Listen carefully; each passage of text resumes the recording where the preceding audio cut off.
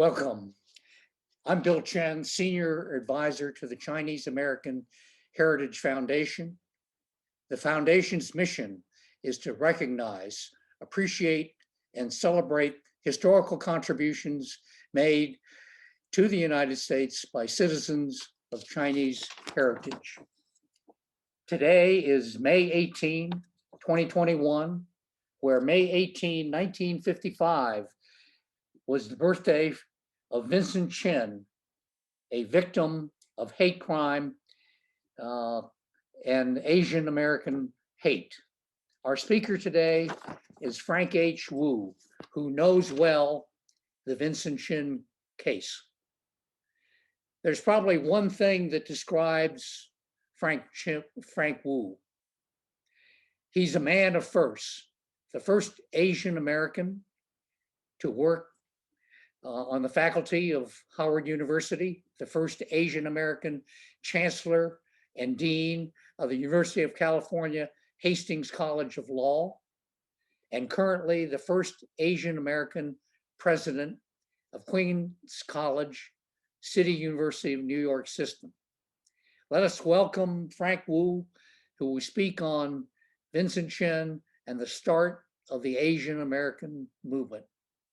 Frank. Thank you so very much, General. What an honor it is to appear in a program with you. General Chen has served our nation with such a distinction and as a role model.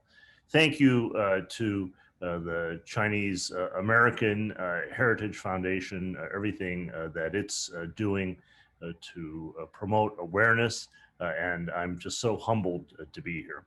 We'll leave ample time for Q&A because dialogue is at the heart of our diverse democracy.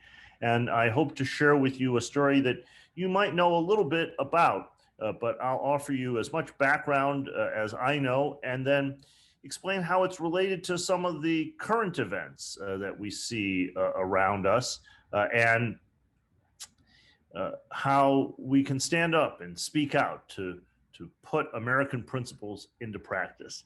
I've prepared a PowerPoint slide that I'm going to put up. If you just give me one moment.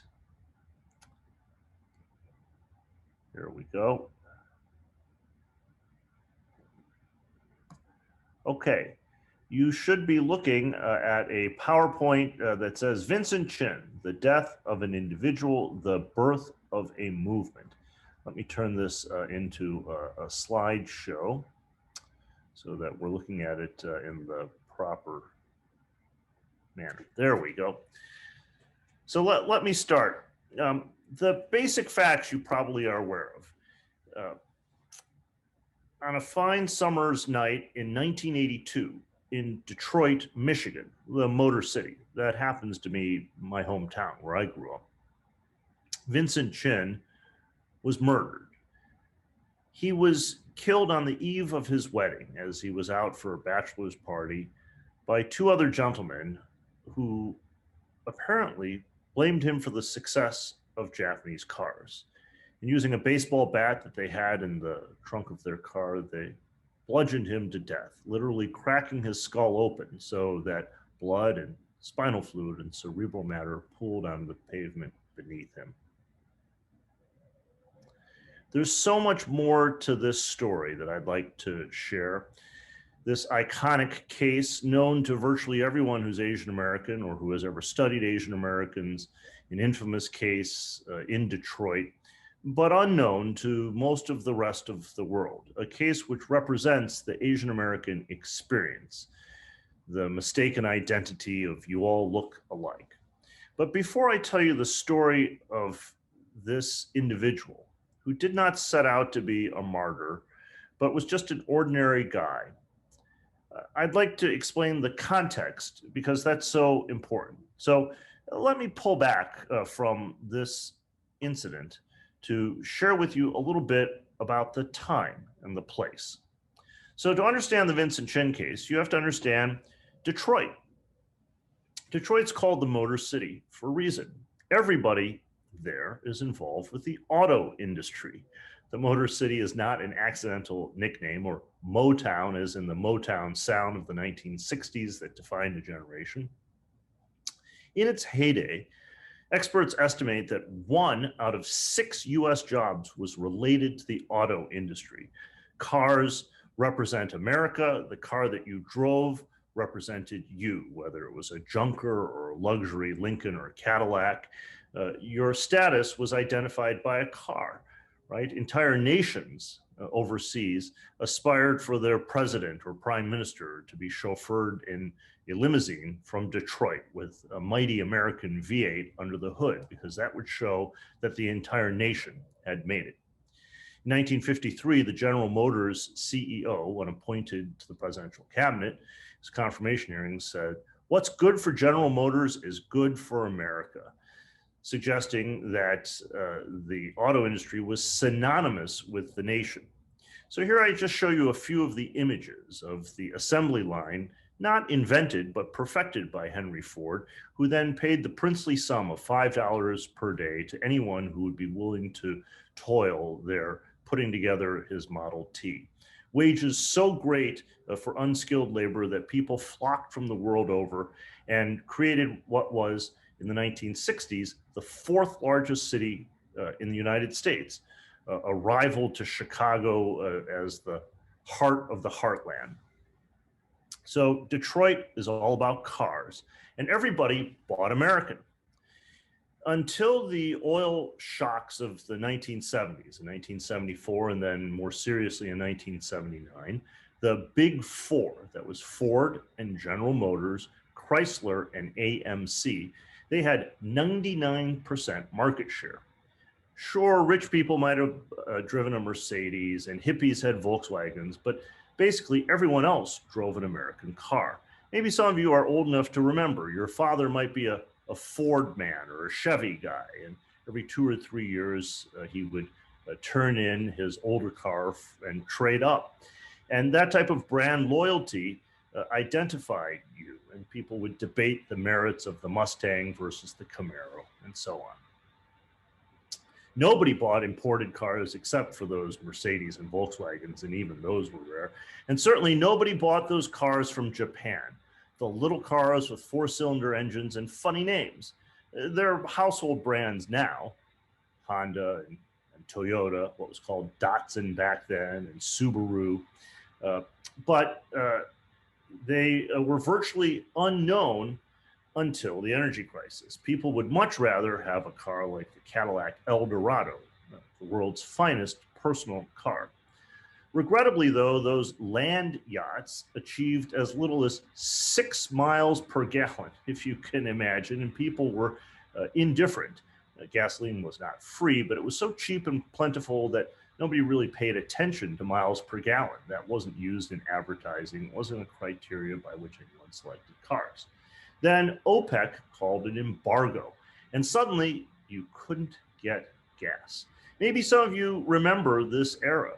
There were fistfights at the pump. You had to wait in line. In some states, they rationed it, so it depended on whether your license plate ended in an odd or even number. People even stole gasoline out of other people's cars. They siphoned it off, which is why we got locking gas caps. Right? This is all very important background to explain why the Vincent Jen case had to have happened in Detroit during this time.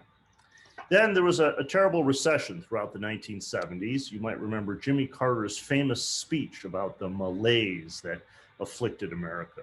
There was double-digit inflation, double-digit unemployment. It was actually, in many respects, worse than the recession we went through just a decade ago. It was worse because while America was suffering, the rest of the world wasn't. So we just had a global recession. But back in the 1970s, the United States was in a slump. It's called stagflation, for stagnation and inflation. But the rest of the world was triumphant, and in particular, Japan, the land of the rising sun, a defeated enemy during World War II, appeared on the verge of taking over. It was the rise of the East, the decline of the West. You might remember, Japanese companies were buying their American rivals. They were buying American sports teams, American landmarks. Everywhere you turned, it seemed as if Japan was on the verge of conquering the world. So this is the combination of circumstances. Detroit, where everyone made cars, and a recession that put everyone out of work. And from the perspective of the Motor City, it was all because of those damn cars, the imported cars coming over by the container ship load. Detroit was a magnificent wreck. If you've never seen it, you'd be hard-pressed to believe that this was an American city in the modern era. It looked like a war had been fought or some natural disaster had come through and destroyed, for example, the downtown train station depicted here, entire factories that Henry Ford had once churning out cars in 3 shifts per day, working 24/7, and entire city blocks where it might even have looked that they weren't developed because arson had destroyed the houses and the wild grass had taken root once again. And Japan bashing was normal. So because the cars were coming over, people would take sledgehammers and baseball bats to a brand new one, and in stunts, they would raffle them off and they would just destroy the car, showing who was boss. They would just bash it until it had been totaled. And this was a normal activity at shopping centers around the nation. And they would even raffle off the opportunity to take a baseball bat or a sledgehammer to that vehicle. You see here a t-shirt of the atomic bomb, made in America, tested in Japan. So the idea was that this was an economic Pearl Harbor. That's what it was called. And that extended from the cars to the people. You might remember Breakfast at Tiffany's with the yellow-faced performance of Mickey Rooney. I show you here some wartime propaganda from World War II, including a cartoon by Dr. Seuss when he was still known as Theodore Geisel. But that extended from the 1940s into the 1980s. The late Representative John Dingell, a member of Congress, he inherited the seat from his father, who incidentally had been a proponent of the internment of Japanese Americans. John D. Dingell Jr., who later over time became the longest serving member of Congress ever, used to go around giving speeches. And in the speeches, he would say, you know what's causing this? The little yellow men. So this is from the New York Times. They took notice of it. In that particular speech, he said the little yellow people. But as the New York Times noted, when he gave this particular speech, there was embarrassed silence, and several of his peers said, what? And asked him to repeat it because they were so shocked that he was talking about the little yellow people.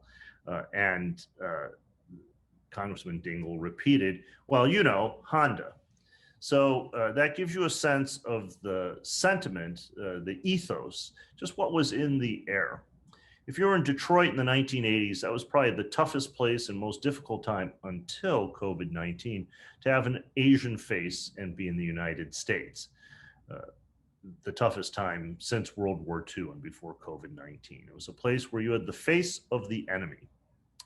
So let's turn back to the Vincent Chen story now that we've set the stage. What happened was Chen had met a nice young lady. Now, he was no saint, and I think it's important that he was just a guy. He was an ordinary guy. He was 27 years old. He dropped out of college, so he wasn't the model minority. He was working as a waiter to support himself, like his father before him. His father died just a few months before he was to die. His father had been a veteran of the United States Army who fought in World War II. His mother had come from China, and they weren't able to conceive a child. So Vincent was adopted at a young age. So it was a Chinese-American family that adopted a young boy from Hong Kong. So he came, and it was a loving family, and he was a nice guy. He was the kind of guy who made friends easily. He's very sociable. He's very assimilated. He's very Americanized, you would say. And he had gone back to school. He was studying a trade. He was going to be a draftsman. That's how he was going to provide for his new family. So he met a nice young lady, also Chinese American. They were from the urban, not suburban Chinese American population, the population that spoke Cantonese or a variation of Cantonese, Toisan or one of the other dialects. The hardworking folks who had come in some instances, a couple of generations earlier, who owned the laundries and the restaurants, who lived in the Chinatowns of Detroit and elsewhere. So Vincent was about to settle down. He was going to give up his youthfulness. And so he got some buddies of his, and they went out to a seedy part of town. They went to a strip club, because that's what guys would do for a bachelor party. And when they were at the Fancy Pants Lounge, which was a pretty seedy place, topless and bottomless, they were drinking, and there were two other gentlemen there. It was a father and a stepson. They were white. They were auto workers. And Chen sort of stood out because back in that time period, 1982, in the Midwest, in Detroit, you wouldn't often see someone who was an Asian American guy out having a good time at a strip club with his buddies. So the two others, the father and stepson, and this is according to witnesses, not just Chin's friends, but other witnesses, they started to use racial slurs. They started to call Chen a chink. They used those terms that I remember well from the common cruelty of childhood bullying, chink and jap. One of them apparently used a term you don't even hear anymore, nip. And then, and you'll pardon this language, but it's what was said. And so it's in the court transcripts, and it's so important to explain this case. Witnesses reported that one of those men shouted at Chen, "You little motherfucker. It's because of you motherfuckers that we're out of work." This was mistaken identity twice over. Chen was of Chinese background, not Japanese heritage. He was an American, not a foreigner. On top of that, he was a working class kind of guy who felt the same pinch of economic anxiety that his attackers did. He'd done nothing wrong. These were strangers who'd never encountered one another before. Now, it wouldn't have been right if they'd gone and found a Japanese foreign national and killed him. But people who have these sentiments, who have this anger pent up inside, they don't pause to check your passport, to ask, who are you really? Because as we know, we all look alike. That's what I used to hear all the time when I was a kid growing up there. I didn't know Chen, but I grew up not too far from where all this went down. So there's actually a little bit of a scuffle inside that strip club. And then the bouncers threw them out, and they were in the parking lot. And Chen was actually willing to fight. But when these men came with a baseball bat, well, he wasn't going to get into an altercation with angry, drunk men armed with a baseball bat. So he took off, and he'd run track and field in high school. So the two guys couldn't catch him. And the buddies who were with him, two were Caucasian. One was also Asian. So those two gentlemen, they looked at the other Asian fellow, and they said, again, according to witnesses, "Let's get this little motherfucker instead." And they went after him. Couldn't catch him. They then got into their car, and they drove around. That's important if you're a lawyer. And even if you're not, it's easy to understand. Why is that important? It means they had time. And time means that they could form intent. It means this was premeditated. It wasn't just in the heat of the moment. They actually hunted Chen down. They had to drive around for, it's not clear how long, but it took them some time before a few blocks away, because they had to circle around and keep looking for him, at a McDonald's down the street. This is after a Detroit Tigers baseball game had let out, so there was a crowd there. They spotted Chen. The younger of the two men kind of got Chen in a bear hug or shoved him or somehow pushed him out into the street. And the older of the two took that baseball bat, an iconic Louisville slugger, and started swinging. According to witnesses, it's as if he wanted to hit a home run. He hit Chen's arms, his torso, and finally his head. And as Chen crumpled onto the ground, he uttered the last words, "It's not fair." The brutal beating actually didn't stop until an off-duty police officer drew his sidearm and ordered the older of the two wielding the weapon to drop the bat, to stop. So intent was he on continuing this assault. Now, the father and stepson, they never denied that they committed the act. They couldn't very well do that. There were dozens of witnesses who had seen it. So they always admitted they'd killed Chen. But they insisted that it was just a bar brawl. It it wasn't a hate crime. That was a new concept back then. They said, well, you know, he just got angry. The older of the two, the one swinging the bat, said he just snapped. He admitted sometimes he did use obscenity, but he didn't mean anything by that. And they said they didn't use any racial slurs. So the judge that they appeared in front of didn't have any of that evidence. And because there had been all these witnesses, sober, cleaned up, dressed in their Sunday best, represented by lawyers, good lawyers, the two defendants, they took a plea deal. I remember Detroit was the murder capital of the United States back then. And so the prosecutors, well, they were overburdened. They had such a heavy caseload. When there was a plea deal, actually, the prosecutors didn't even show up for the sentencing. And Chin's family hadn't been notified. None of the witnesses were there. So the judge, who was just given the case jacket with none of the background, sentenced the two killers. They pled to just manslaughter, not to murder. They got probation for 3 years and a fine of $3,000 each. Well, this caused something that we haven't seen until recently. It caused a movement of Chin's family and friends, and around the nation, Asian Americans rallied to this cause of justice for Vincent Chin, because the two killers, who, remember, let me repeat, always admitted that they had killed Chin, were getting away with serving no prison time whatsoever. And so at fundraising banquets from coast to coast, Chinese Americans gathered, and they invited people such as civil rights leader Jesse Jackson to give speeches. And they implored the United States Justice Department, the feds, to come in and bring a hate crime prosecution, which they did. They got a conviction of the older of the two, but not the younger, that was thrown out. On appeal, the defense lawyers argued that Orientals weren't protected by civil rights laws. The appellate court didn't accept that, but it said that the trial hadn't been fair, that the defendant had been denied due process. And so they sent it back for retrial, and the venue was changed to Cincinnati, a southern city, a city with southern sensibilities, where there wasn't the auto industry in the same significant manner. And so none of this would make any sense. And this is back when virtually everyone talked about issues of race in just literally black and white terms.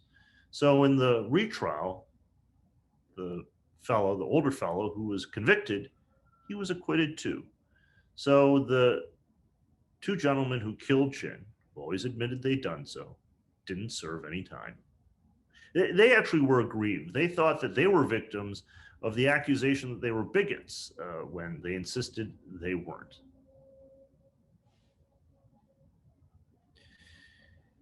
The movement for Vincent Chen was something I had never seen before. No one had ever seen before. Asian Americans marching, writing letters to the editor of the local newspaper, appearing on TV. Lily Chen, Vincent's mother in particular, grieving because she'd been widowed just before Chin had been killed. So she lost first her husband, then her son in short order. In a heavy accent, appeared on local TV and asked why. Why did this happen? Why did the killers receive no prison time, no significant sentence? And she would break down and with such drama that was understandable given what had happened. This case has become, for Asian Americans, so significant.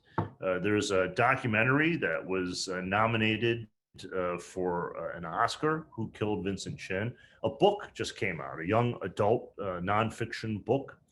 Virtually every book that's written about Asian Americans features the Vincent Chen case in a prominent manner, because for so many, this was the case that explained what it meant to be Asian American. It was the case that explained gaslighting. You know, when you're Asian American, when there isn't critical mass, not someplace like San Francisco or Flushing, Queens, where there's a a Chinatown, and there are other people with the same color of skin and texture of hair and shape of eyes. But someplace like Detroit, where people of Asian descent are few and far between, where you don't have any cousins that you can talk to, when you face these issues, people say to you, well, it's just a joke. Lighten up, get over it. Just reply. Sticks and stones will break my bones, but words will never hurt me. That's what I remember of that time. But this case showed how the words lead to the sticks and stones, or in this instance, the baseball bat. This case explained it's not just in your head. You're not imagining it. You're not making it up, and you didn't do anything wrong. So when we look at this case, so many Asian Americans could identify with Vincent Chen. You didn't have to be of Chinese descent. You could be Japanese, Korean, Vietnamese. You could be Filipino. If you just looked Asian, if people thought you were Asian, well, then you knew what it was like to be in his shoes, in the wrong place, the wrong time. Detroit, 1982, that was the wrong place and the wrong time. And explain what happened and why. Let me talk a little bit about how this case fits into how we think about race, and then we'll open up for questions. So we tend to talk about race as if everything is black and white. That's how the Kerner Commission that investigated 1967, the long, hot summer in the United States, when in city after city, there was unrest. People called it either a riot or a rebellion, depending on their perspective. They said America was two nations. A generation later, a prominent sociologist named Andrew Hacker, he's actually a professor at Queens College. He's in his 90s and still teaching. He wrote an excellent book. I commend it to you. It was one of the leading books of its time as a bestseller, and it borrowed its title from the Kerner Report, Two Nations, Black and White, Separate, Hostile, Unequal. Well, when I read that book, I was impressed by its statistics, but I thought to myself, the picture that it presents, well, it's not accurate. All I had to do was walk down the street or stroll across campus, and I could see that there were people who were Latinx, as we say now. There were people of mixed background, in addition to Asian Americans. There are indigenous peoples. There's so many who don't fit into just one of two boxes. But it's because of that Asian Americans have had such difficulty getting their concerns heard.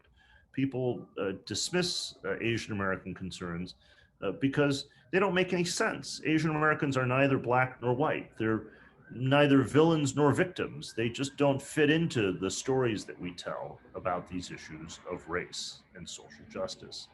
But there's more. I'd like to suggest some other reasons that Asian Americans aren't usually considered. There's the model minority myth, the idea that Asian Americans are just whiz-kid rocket scientists with no problems, super successful overachievers. Well, that generates its own racial resentment, in addition to whitewashing any bias. There's also the perpetual foreigner syndrome, the idea that even if you're second generation, third generation, or now sixth generation, well, you don't really belong. Even if your family converted to Christianity, you only speak English, you've never been to Asia, you're not that good with chopsticks. Even if you serve in the United States military, people still ask, where are you really from? As if to say you're a liar when you say you're from Detroit. You can't be from the heartland. Or, my, you speak English so well. On the surface, a compliment, but a mixed one at best, that says you don't quite fit into the image that people have in their head of Charlie Chan with his aphorisms. So I wanted to show how Asian Americans have been part of the civil rights movement. Let's take a look at this image here from Life magazine. That's the Instagram of its time. It's what our parents or grandparents subscribed to, the pictorial news magazine. There's Malcolm X dying. He's been assassinated. It's the Audubon Ballroom in New York City, 1965. And cradling his head, if you look carefully, there's a woman, in the words that would have been used then, a housewife, a homemaker, Yuri Kochiyama. She's actually a revolutionary. She's a close confidant and colleague of Malcolm X. Part of his inner circle, was with him at all times after she joined his movement. There she is at the bottom giving a Black Power salute. So there's an Asian American who's right there in the struggle for Black equality.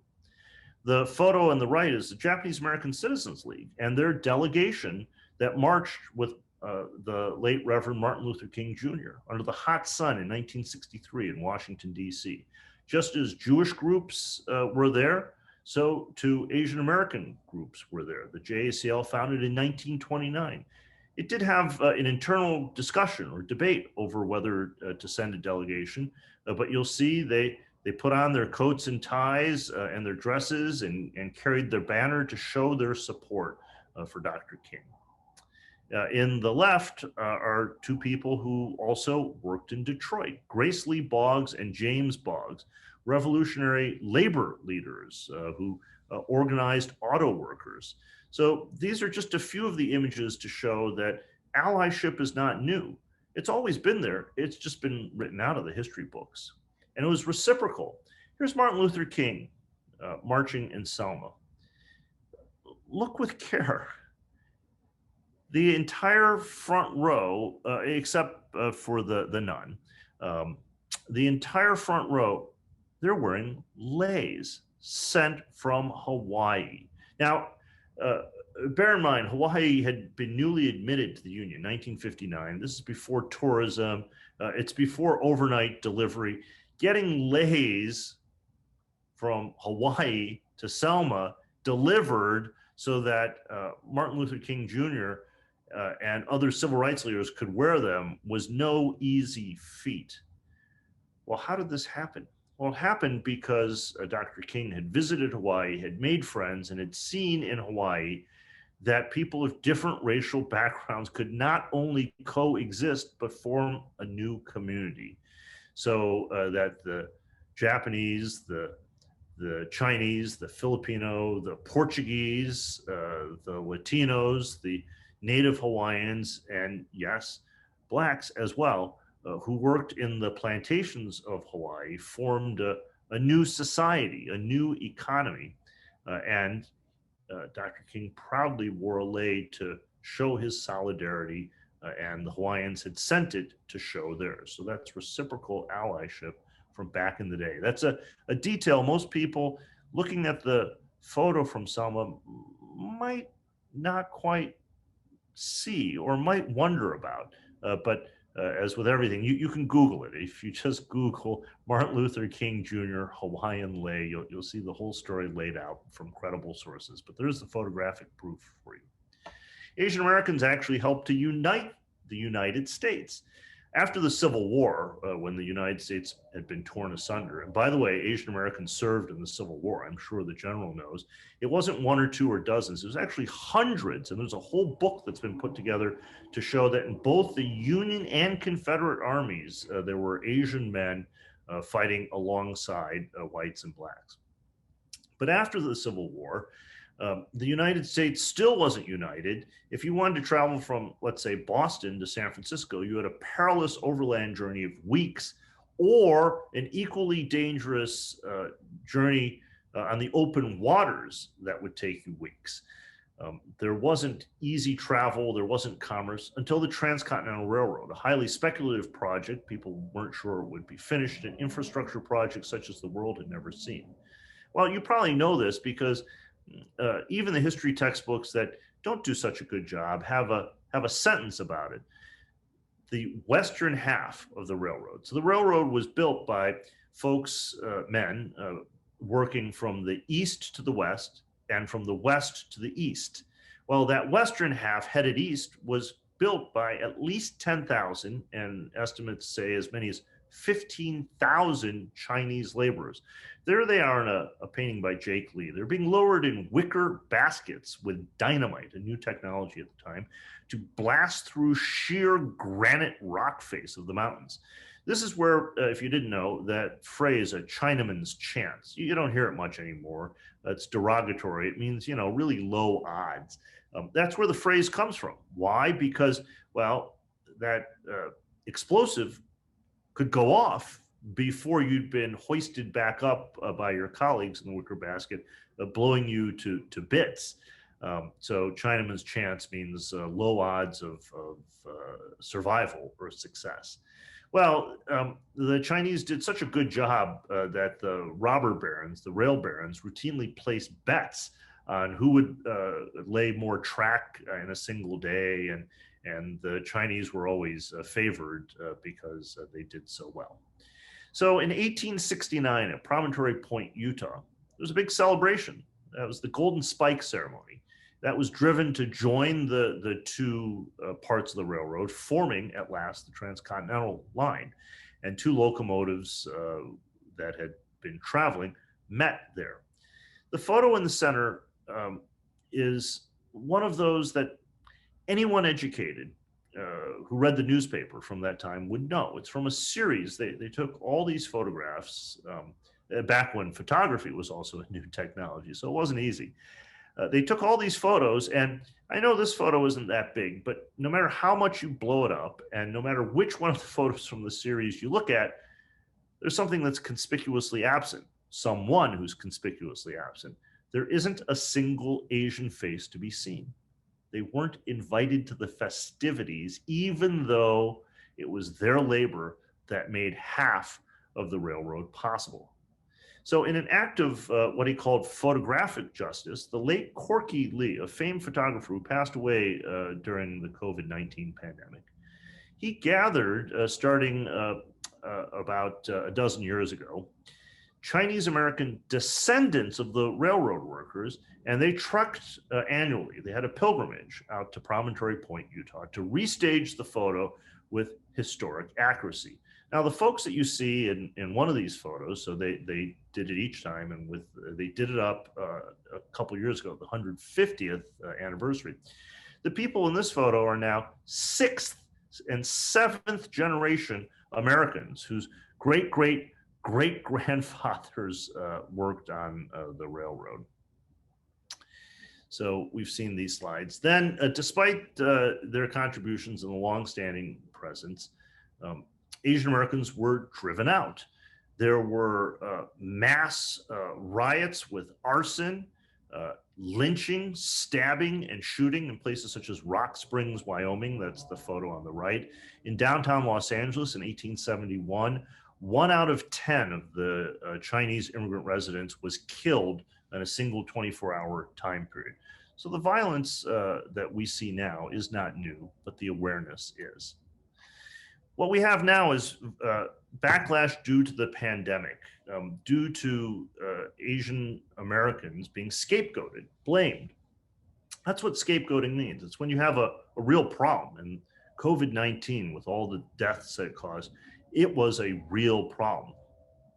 But instead of blaming a virus, people looked at Asian Americans, many of them not Chinese, many of them, most of them, probably almost all of them, not foreigners, but citizens or recent immigrants. Now, again, let me say, it wouldn't be right to go find a Chinese foreign national and spit on them or shove them to the ground so hard that they break bones, or stab them or shoot them. But many of these folks, so the Texas family in the headline that I show here, they were of Burmese background. So there were people who were Korean, people who were Filipino, and one of the latest cases in Los Angeles, a woman who was Chicana, who was called Chink before being assaulted. So just like in the Vincent Jen case, mistaken identity twice over. And then finally, Atlanta was a turning point. 6 of the 8 victims being Asian women. And yet the law enforcement officer in charge of the case, after the killer had confessed that he'd done it, said, oh, he was having a bad day, as if not only to deny that it was a hate crime, but to dismiss its significance altogether. When I heard that news, I thought, well, that's got to be fake news, but it turned out to be real. And then that law enforcement officer, despite having apparently an adopted brother of Asian descent, it turned out he himself, the law enforcement officer investigating the case, had been spreading that China virus meme on social media that created the toxic environment. At the top of this slide, you see a man who is scarred permanently, slashed with a box cutter, and he lamented, nobody came, nobody helped. In the middle is that video you've probably seen. I don't want to recommend it to you because it's just so brutal and disturbing. But you probably have heard of it if you haven't seen it. If you do watch it, you must watch the last few seconds. This is in Manhattan just a few weeks ago. A Filipina lady on her way to church, knocked to the ground, kicked in the head viciously until she's in critical condition and has to be brought to the hospital. Now, the perpetrator was disturbed, apparently a convicted felon. But what's shocking about the video, and you can see one of them, but there are two fellows inside the building, doormen, who watch. That's all they do. They watch until the very end, when they walk over and instead of offering any assistance to the woman who's prone, unable to move, they literally close the door on the scene. That's truly shocking. And at this point, we've seen so many that it's not random. And I can't look into the hearts or minds of any of the perpetrators. I can't say as a lawyer that I have evidence beyond a reasonable doubt that they were motivated by bias. But I can say that the effect is racial. Whether the individuals were racist, the consequences are racial. It's a specific community that's been traumatized. Yet I have hope, and that's where I'd like to end. Just a few weekends ago in downtown Flushing, there was a rally. I was humbled to have the opportunity to speak. And when my turn came at the podium, I stood and I looked at the crowd and I said to them, Asian Americans gathered there ready to march, carrying banners and waving signs. I said, you know, I've never seen this. I've never seen so many Asian Americans protesting, not even during the Vincent Chen era. That gives me hope. Equally importantly, gathered there on the stage, speaking either before or after me, were people who were white and black and Latino and Jewish. Senate Majority Leader Chuck Schumer was there. Mayor Bill de Blasio was there. New York State Attorney General James was there. The borough president was there, Donovan Richards. He's African American. He co-sponsored the event with Congresswoman Grace Meng. Al Sharpton was there, the civil rights leader, and he gave a poignant speech about how he would be a hypocrite if he hadn't come. And he, among other speakers, called out the perpetrators who were African American, not to reinforce stereotypes of blacks as criminals. No, not that at all. But to build bridges, to say that whoever did this in any of these instances, it was wrong. And they wanted to call out folks and say, it must stop. And that gave me such hope to see the crowd before me and to see these allies on stage with me. I'd never seen that either. Just a few hours ago, historic legislation was passed. Some of you no doubt saw the news on social media. President Biden intends to sign it. And that's a first. So all of this is something that we've never seen before. And this gives me tremendous hope that we have reached a turning point, that we're now seeing for the first time an acknowledgement that Asian Americans truly belong. I showed earlier a whistle, a yellow whistle, and I'd like to tell you a little bit about this project. Some friends of mine, they set up a nonprofit, and what they're doing is they're giving out yellow whistles. They chose yellow because it's a color that's often been used in a derogatory manner to describe people of Asian background, and it's a whistle. So if you're attacked, you blow on. They're giving these out for free to anyone. So if you're a bystander, you can blow on it too. It's just a small practical measure. If you're with a nonprofit group, by the way, if you just Google Yellow Whistle Project, you can write to them and use my name, tell them I suggested that they send you some whistles. And let me say again, they're free. They're just giving out thousands of these whistles. So at last, Asian Americans are organizing, and they're not just organizing and standing up and speaking out. They're doing it in coalition, joining the Black Lives Matter movement. They're doing it to advance American ideals. That's what beckoned to my parents, to your parents and grandparents or great-grandparents, to all those who came from Asia, to the great migration of African Americans from the deep South to the North, pursuing freedom and opportunity. I don't know about you, but as we emerge from this pandemic, I have an abiding belief in these ideals. They still beckon, they still assure. And this is an historic moment. We're always living through history, of course, but we rarely catch ourselves self-conscious that is the case. And I don't remember another moment, just as I haven't seen Asian Americans protesting or African Americans and Latinos and whites supporting Asian Americans, so too, I don't remember another moment in my entire life. I'm 54 this year. I don't remember another moment when we thought that there was the promise that we could make America anew. That, as Abraham Lincoln said after the Civil War, that we could bind up the nation's wounds. And all this rhetoric that we speak of that is so moving to us, that form our civic culture, I still believe in all those words. It's just up to us working together, but it can only be done by us working together that will make good on the principles of a diverse democracy. Thank you so much for having me. We have a few minutes for questions. I'll turn it back over to the general.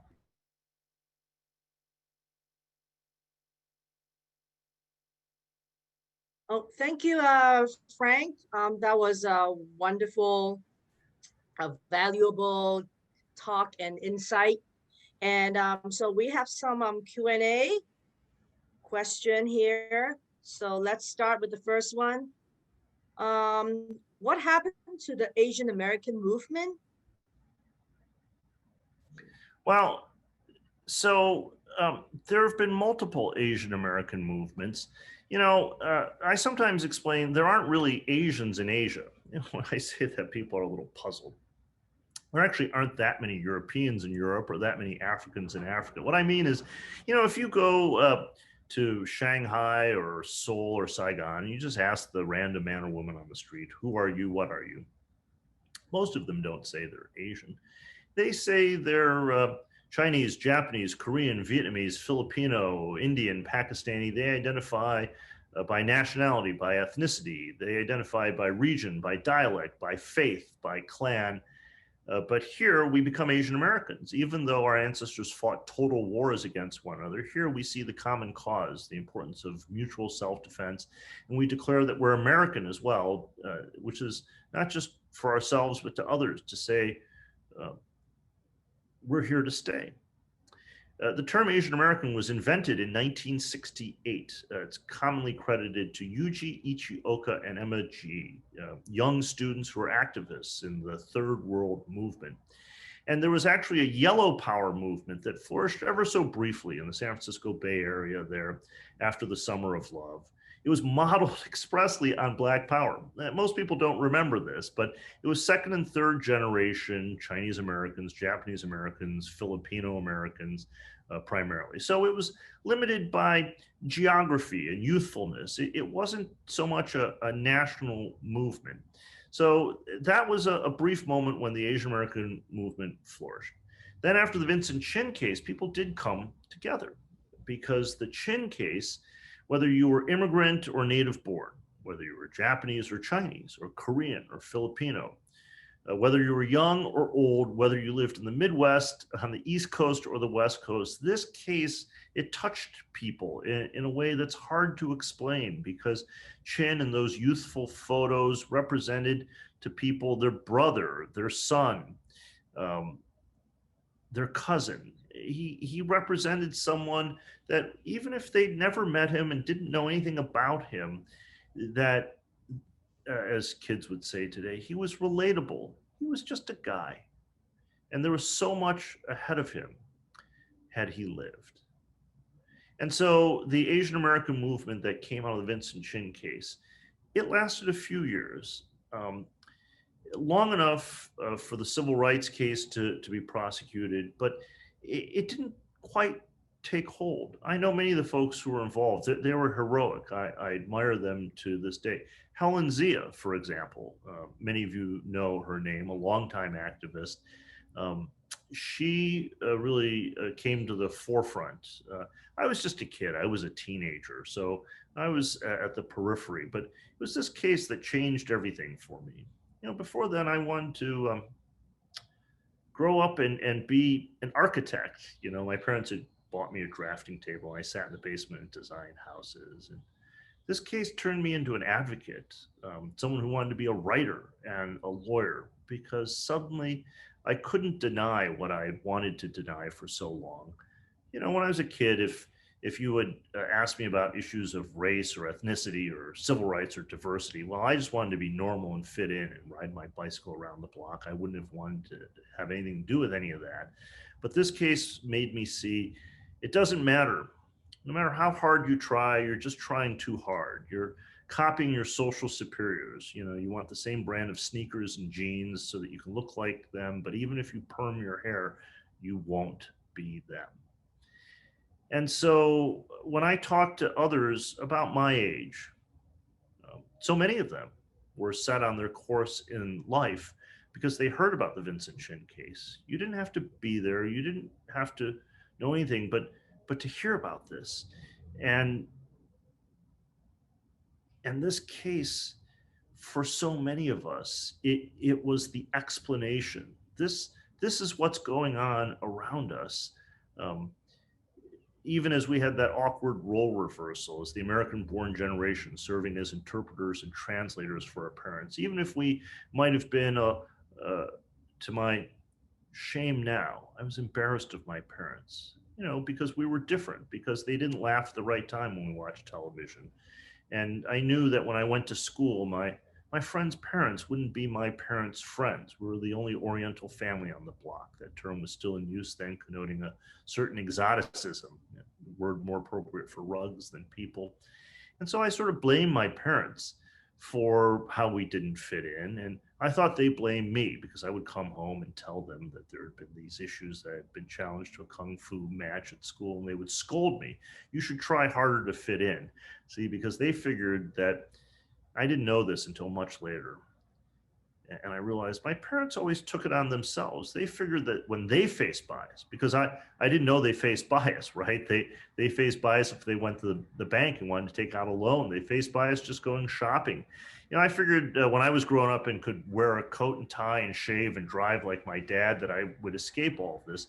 Little did I know there was an adult version, and there was racial discrimination, explicit and implicit, not just microaggressions, but the in-your-face stuff too.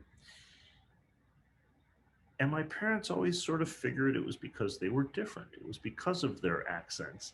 They didn't realize it wasn't their fault. And they figured my brothers and I, we'd be accepted because we'd been born here. We didn't have those accents. And if there was a dispute with the phone company, we could negotiate on their behalf. What they didn't know and what I didn't know is really about civil rights. My parents literally spoke another language and I was just a kid. But the Chin case changed it for my parents and me. It was a case that we could both identify with, right? It didn't matter what generation you were, immigrant or native born. And so what happened to the movement? It, like many social movements, sort of petered out over time, but it's come back. And I think it's come back now to stay, because what we see around us now, it doesn't just harken back to the Chin case. There's a moment of awareness that this is what it must have been like in the late 50s, early 60s, when civil rights went from being on the fringe and radical and a little bit crazy to being the right thing to do, to being the side of history you wanted to be on. When you look at those photos of lynchings in the South, of Emmett Till, you have to avert your gaze. And then you see peaceful marchers having police dogs sicked on them. The civil rights workers killed in Mississippi registering voters. One of them was a Queens College student, Cheney, Goodman, and Schwerner. those incidents are searing, and they change not just individual lives, they change society. That's what Atlanta was, I think, for Asian Americans and for everyone in America. It was a moment when people became aware of something that had always been there. So you ask Asian Americans, they've known about this, others haven't. But the sort of sympathy that has come out, you know, friends of mine, uh, co-workers from long ago who I've lost touch with, they've reached out. They've asked me, you doing okay? They've emailed me or contacted me on social media. They've said, is your dad okay? They just want to check. And I don't remember that ever happening either. So I think the Asian American movement is back. It's back now, and it's back in coalition. I'll just mention one more thing. I think we have time for just one more question. You know, a few weeks back, when the nation was transfixed by the trial for the murder of Mr. George Floyd, I went to visit my dad just to check on him. You know, because he's older and he's been sheltering in place, and even as folks start to emerge, he knows that there's a danger if you have an Asian face. And I said to him, you know, be careful when you go to that supermarket by where you live. There are now Asian supermarkets patronized by people of all backgrounds. But there's the risk if you're Asian in the parking lot that you might get mugged, that you might have one of these incidents, because Asian Americans just continue to be targeted. The headlines that you see and the credible accounts is just shocking, even with this awareness. Well, you know, my dad said to me, he'd been watching that trial like everyone else. And like many immigrant fathers and American-born kids, we don't talk about that much, right? I grew up in a bilingual household, but not bilingual in the sense of we use two languages, bilingual in the sense that our parents spoke to us in Chinese and my brothers and I replied in English. Maybe some of you grew up in a household like that too. So my understanding of Chinese is that of about a 5-year-old, maybe a 7-year-old at best. Mama who it would be the way to put it in Mandarin. So my dad had been watching the trial. He came to the United States from China via Taiwan in the early 1960s. And my dad said to me, that was wrong. He said, what the cops did to Mr. George Floyd, he said that was ridiculous. And he was kind of shaken up by it. And I don't recall my dad ever having sentiments like that, much less expressing them to me as his son. And so that made me realize something, that these issues now have become so obvious. And again, just as for Asian Americans, for African Americans, perhaps even more so, the issues have always been there. It's just that the awareness and the sympathy, the empathy might not have been. But my dad gets it. And that gives me hope. And I'd like to think that I get it, that I want to contribute. And there's so much for us to do. When I was on the faculty at Howard University Law School, I was, as the general mentioned, I was the first Asian American to teach law there, an institution founded for the uplift of recently freed slaves. I learned as much as I taught. And what you couldn't get out of a book, I came to comprehend that despite myself, I had prejudice, just those images rattling around in the back of my head. And I enjoyed privilege that I didn't earn and was oblivious to. So it's in coming together, it's in coalition that we can do so much. We're just about out of time. Why don't we take just one more question? And I know that Esther and the Chinese American Heritage Foundation have recorded this video for those who registered but weren't able to attend. So feel free, those of you who attended, to share this. Esther, why don't we take just one more question? Yeah, how about close by, it says, how can we reignite the Asian American solidarity movement? And how to keep the momentum going? You want to close by giving us some advice? Sure. It's to see that Asian Americans aren't asking for anything special. We're asking to be able to walk down the street. And when we ask for that, we should realize that there are others who can't walk down the street. If you're African American, you go out for a jog, people might hunt you down and murder you, and they make a video because they think they can get away with it. You can be African American and bird watching in Central Park, and people think you're a thug, a felon. If you're going to generalize, I would think bird watching is about as peaceful a hobby as you could engage in. And so I mention that because the hardest thing as we do this, the hardest thing is not to have principles, it's to put them into practice. That's what Martin Luther King Jr. said in his letter from a Birmingham jail, well worth reading even now. He wrote, as he was imprisoned for civil disobedience, he wrote to fellow clergy, white Southern clergy, and he did not say to them, you are bigots. He said instead, you from your pulpits on Sunday preach as I do, reconciliation and justice and peace. And he then challenged them, not by saying you have no ideals or you have the wrong ideals, but by saying we have the same ideals. So let's put it into practice. These are American ideals. This isn't something special. It's not about the rise of China. This is about this nation and what we say to one another. What was so persuasive that the immigrant generations before us sacrificed everything in a way that I know those born on these shores simply don't appreciate. They sacrificed, they gave up the possibility of their own lives someplace comfortable because they thought they could make everything better for their progeny, not for themselves, because you know as I do, when you look at your parents or if it was your grandparents who came, that they went without. They went without food, if necessary, or new clothes. They went without entertainment. They went without kith and kin, so they could put down new roots.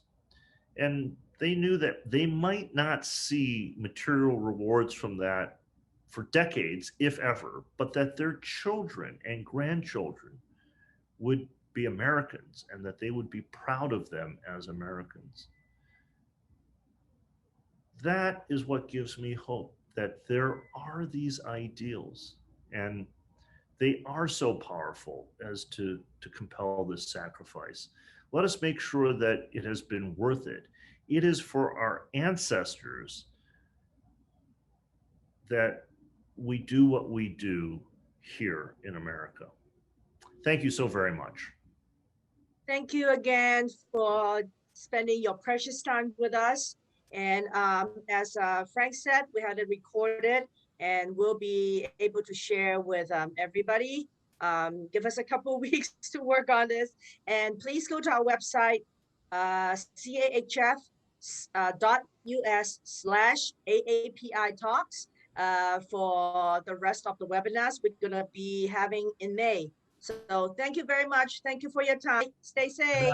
Thank you, Frank. Good night.